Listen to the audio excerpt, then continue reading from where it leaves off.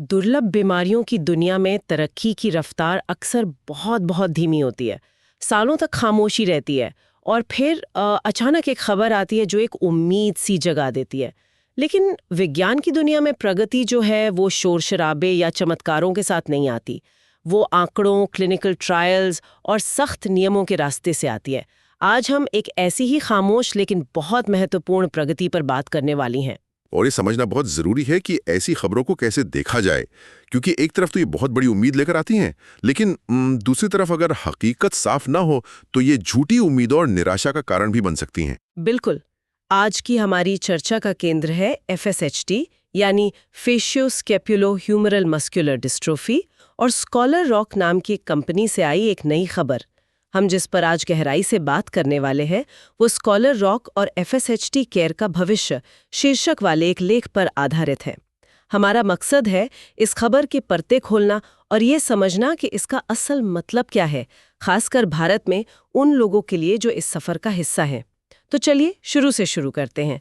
सबसे पहले तो ये स्कॉलर रॉक है क्या और इनकी ये दवा एपिटेग्रोमैब आखिर है क्या चीज? देखिए, स्कॉलर रॉक एक बायोटेक्नोलॉजी कंपनी है। ये गंभीर न्यूरोमस्कुलर बीमारियों पर काम कर रही है और इनकी दवा एपिटाग्रोमैब वो इसलिए दिलचस्प है क्योंकि ये FSHD के इलाज के लिए एक बिल्कुल अलग रास्ता अपनाती है। और यहीं पर सबसे बड़ी गलतफहमी हो सकती है। जो हमारा स्रोत है वो साफ साफ कहता है ये कोई जीन थेरेपी नहीं है। ये बीमारी के लिए जिम्मेदार खराब जीन को ठीक नहीं करती। एक मिनट, ये बात तो थोड़ी चौंकाने वाली है।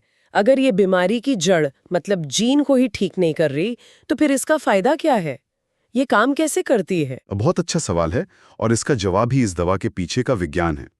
ये दवा सीधे तौर पर मांसपेशियों के कमजोर होने की जो प्रक्रिया है उस पर काम करती है। इसे ऐसे समझिए, हमारे शरीर में मायोस्टैटिन नाम का एक प्रोटीन होता है जिसका काम एक गार्ड की तरह है। ये मांसपेशियों को एक हद से ज्यादा बढ़ने से रोकता है ताकि सब कुछ संतुलन में रहे। अच्छा, मतलब ये एक तरह का ब्रेक है जो मसल्स की ग्रोथ पर लगा रहता है। बिल्कुल। अब FHSD जैसी बीमारियों में ये संतुलन बिगड़ जाता है और मांसपेशियां कमजोर होने लगती हैं। एपिटेग्रोमैब दवा इसी मायोस्टैटिन गार्ड के काम में दखल देती है। ये उस ब्रेक को थोड़ा ढीला कर देती है। नतीजा ये होता है कि मांसपेशियों के टूटने की रफ्तार धीमी हो जाती है और शरीर में जो स्वस्थ मांसपेशियां बची हैं उन्हें बेहतर तरीके से काम करने और अपनी ताकत बनाए रखने का मौका मिलता है। तो आसान शब्दों में कहूँ तो ये बीमारी को मिटा नहीं रही है, बल्कि शरीर को बीमारी से लड़ने में बेहतर तरीके से मदद कर रही है। ये बची हुई मांसपेशियों को बचाने और मजबूत करने पर ध्यान दे रही है। आपने बिल्कुल सही पकड़ा। इसीलिए हमें इस शब्द को लेकर बहुत स्पष्ट होना होगा। ये इलाज नहीं है, क्योर नहीं है, लेकिन ये एक डिजीज मॉडिफाइंग ट्रीटमेंट, मतलब बीमारी के वराव को बदलने वाला उपचार हो सकता है। और ये एक बहुत बड़ा कदम है क्योंकि ये बीमारी के बढ़ने की रफ्तार को धीमा कर सकता है और जीवन की गुणवत्ता में एक बड़ा सकारात्मक बदलाव ला सकता है। उन बीमारियों के लिए जहां आज तक कोई इलाज था ही नहीं, ये अपने आप में क्रांति जैसा है। ठीक है, तो हमने दवा के काम करने का तरीका समझ लिया। ये जीन पर नहीं बल्कि मांसपेशियों को बचाने पर केंद्रित है।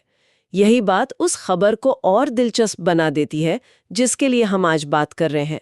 तो असल में हुआ क्या है? असल खबर यह है कि स्कॉलर रॉक को FSHD के लिए फेज 2 क्लिनिकल ट्रायल शुरू करने के लिए हरी झंडी मिल गई है।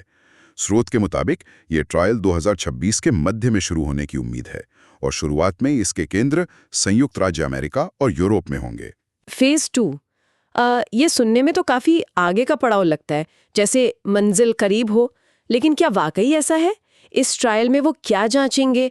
सिर्फ या कि मांसपेशियां मजबूत हुई या नहीं? ये धारणा आम है, लेकिन सफर अभी लंबा है। फेज 2 एक बहुत अहम पड़ाव है जहां वैज्ञानिक कुछ मुख्य चीजों को बहुत ध्यान से देखते हैं। पहला, जैसा आपने कहा, मांसपेशियों की ताकत पर असर।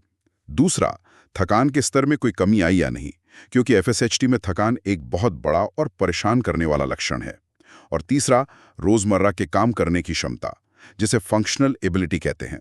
क्या मरीज आसानी से चल फिर पा रहा है, सीढ़ियां चढ़ पा रहा है, ये सब। और सुरक्षा का क्या? सेफ्टी? वो सबसे जरूरी है। इस चरण में दवा के साइड इफेक्ट्स का बहुत सख्ती से आकलन किया जाता है। और यहाँ एक बात समझनी होगी जो स्रोत भी बताता है, क्लिनिकल ट्रायल का मतलब गारंटी वाला इलाज मिलना नहीं होता। ये एक वैज्ञानिक प्रयोग है इसमें शामिल होने वाले कुछ लोगों को असली दवा मिलती है और कुछ को प्लेसिबो, यानी एक निष्क्रिय पदार्थ, ताकि वैज्ञानिक ये तुलना कर सकें कि दवा वाकई काम कर रही है या नहीं। ये जानना बहुत जरूरी है। तो अगर ये प्रयोग सफल रहता है, अगर फेज 2 के नतीजे अच्छे आते हैं, तो फिर असली सवाल, ये दवा आम लोगों तक, बाजार तक कब पहुंचेगी? और यहीं पर हमें उम्मीदों को हकीकत की जमीन पर रखना होगा, क्योंकि विज्ञान की दुनिया में चीजें तेजी से नहीं होती, सही तरीके से होती हैं। 2026 में फेज 2 ट्रायल शुरू होगा, जिसे पूरा होने में ही लगभग 1.5 से 2 साल लग सकते हैं। और ये तो सिर्फ फेज 2 है, इसके बाद भी कुछ होता है? हाँ, अगर फेज 2 सफल रहा तो उसके बाद आता है फेज 3 ट्रायल।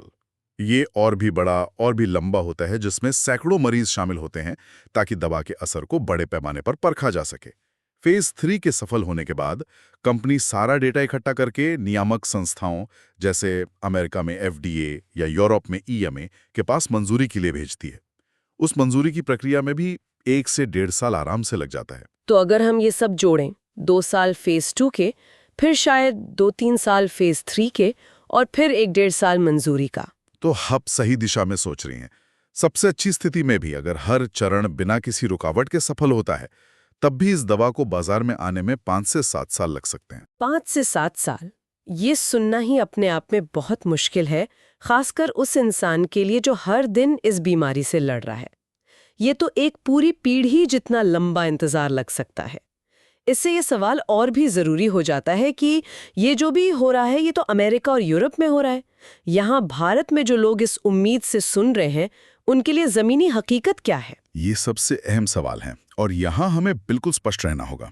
स्रोत साफ करता है कि फिलहाल ये दवा भारत में उपलब्ध नहीं है और 2026 में जो फेज 2 ट्रायल शुरू हो रहा है, उसमें भारत को एक केंद्र के रूप में शामिल करने की कोई योजना नहीं है। तो क्या इसका मतलब ये है कि भारतीय मरीजों के लिए दरवाजे पूरी तरह बंद हैं? उन्हें बस इंतजार करना होगा कि ये दवा कभी पश्चिम में मंजूर हो और फिर शायद दशकों बाद यहाँ आए? नहीं, ऐसा सोचना भी सही नहीं होगा। स्रोत हमें बताता है कि दरवाजे बंद